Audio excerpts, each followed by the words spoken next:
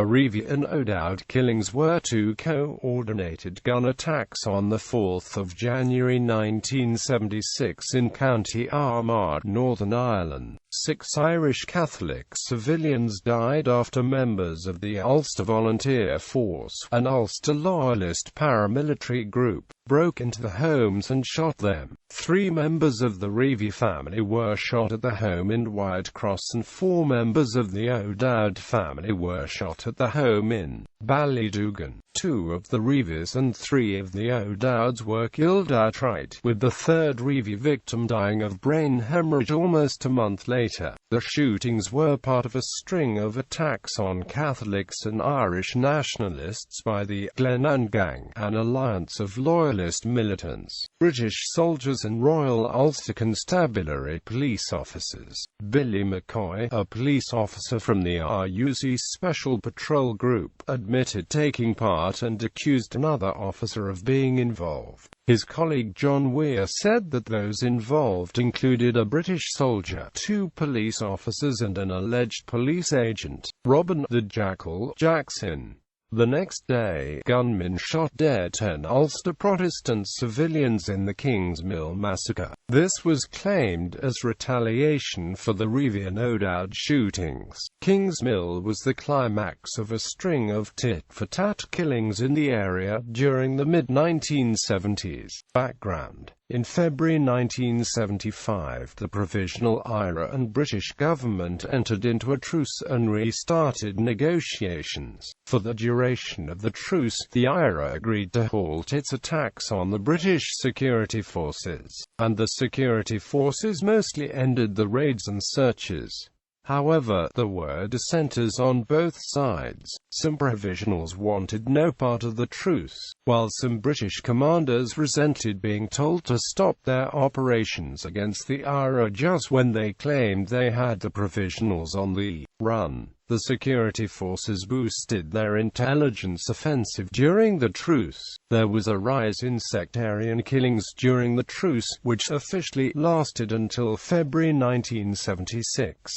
Loyalists, fearing they were about to be forsaken by the British government and forced into a united Ireland, increased their attacks on Irish Catholics, Irish nationalists. Loyalists killed 120 Catholics in 1975, the vast majority civilians. They hoped to force the IRA to retaliate and thus end the truce.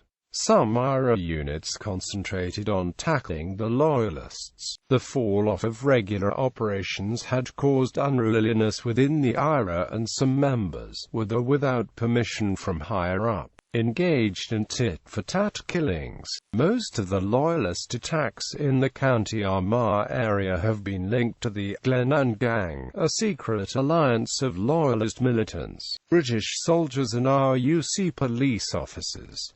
On the 27th of April 1975, the UVF shot dead 3 Catholic civilians at a social club in Bleary, near Ballydougan. It has been claimed the Glenanne Gang were involved. On the 31st of July, UVF members shot dead 3 members of an Irish pop band at Buskill, near Whitecross. The band's minibus had been stopped at a fake military checkpoint by gunmen in British Army uniforms. There were 2 further attacks like this in the area over the following month. On the 1st of August, gunmen opened fire on the minibus outside Guildford, near Ballydougan, killing 2 Catholic civilians and wounding several other passengers. On the 24th of August, 2 Catholic civilians were shot dead after being taken from the car at another fake military checkpoint in Altnamachan. RUC officer John Weir believes that a fellow officer and a British soldier were involved in the Altnamachan shootings.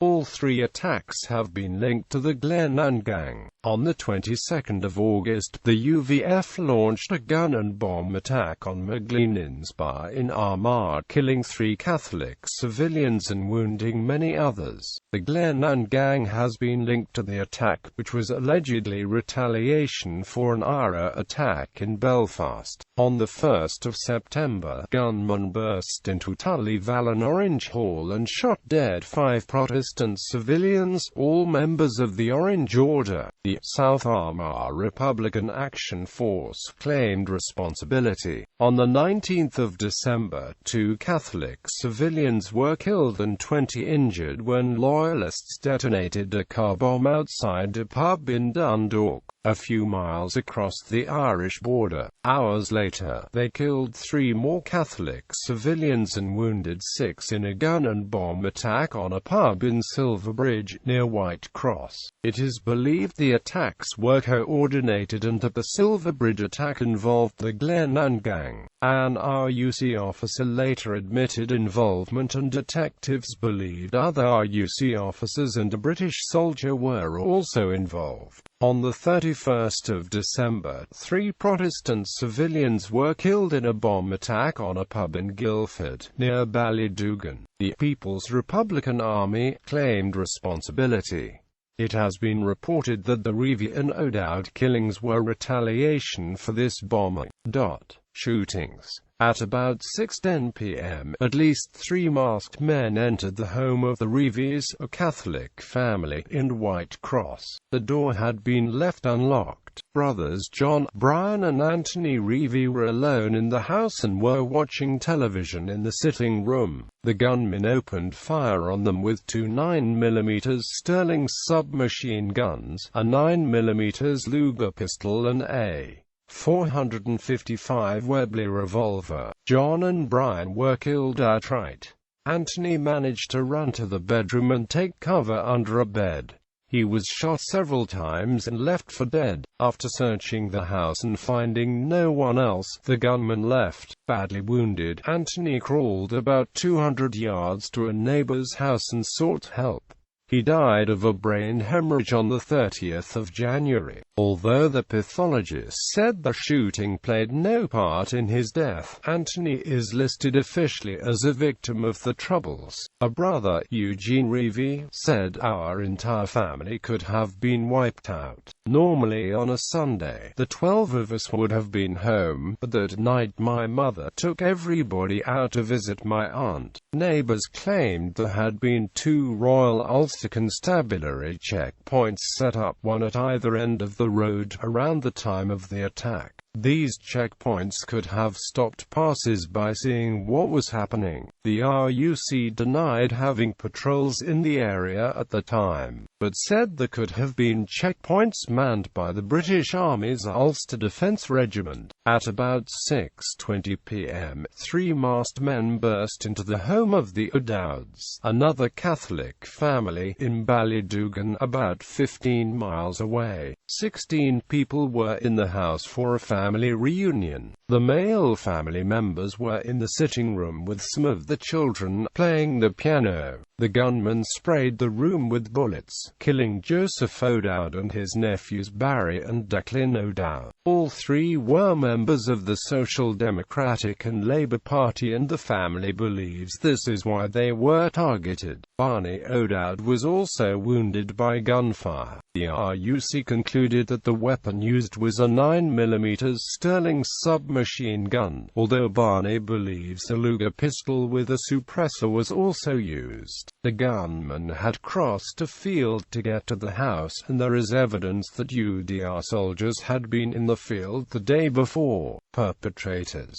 The killings were claimed by the Protestant Action Force, a cover name used by members of the UVF. According to the Reavey and O'Dowd families, the RUC officers sent to investigate the shootings were hostile and unhelpful. A Reavey family claimed the RUC's attitude was that your brothers were not shot for nothing. The police inquest, however, found that the families had no links with paramilitaries. The killings were found to be among a a string of attacks carried out by the Glenanne Gang, a secret alliance of UVF members, British soldiers from the Ulster Defence Regiment, and police officers from the Royal Ulster Constabulary. In 1988, while imprisoned, former RUC officer Billy Mccoy admitted being one of the men who took part in the Reavey attack, although he denied firing any shots. At the time he was a member of the RUC's Special Patrol Group, but in 1980 he was imprisoned for his involvement in the sectarian murder of William Strathern. Mccoy was not charged in connection with the Reavey shooting. He also claimed that RUC reservist James Mitchell had driven the getaway car, along with his housekeeper Lily Shields. Eugene Reavey, who had worked as a poultry advisor, knew Mitchell and used to visit his farm once a week. RUC SPG officer John Weir, in his affidavit made to Irish Supreme Court Justice Henry Barron, named those involved in the Reavey shootings as Robert McConnell, Lawrence McClure, James Mitchell, and another man. In a meeting with Eugene Reavey, the RUC officer heading the investigation also named McConnell, McClure and Mitchell as suspects. Anthony Reaveys' description of the man carrying the submachine gun closely fits that of McConnell, despite the gunman having worn a black woolen balaclava.